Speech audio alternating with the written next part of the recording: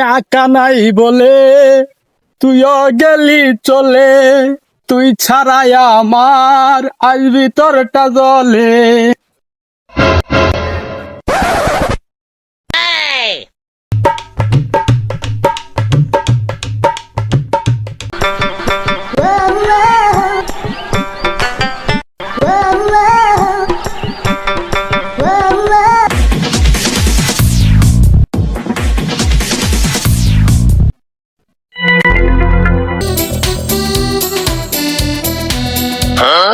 রে গাড়ি ছুটে কারা আমার গাড়ি কি করে?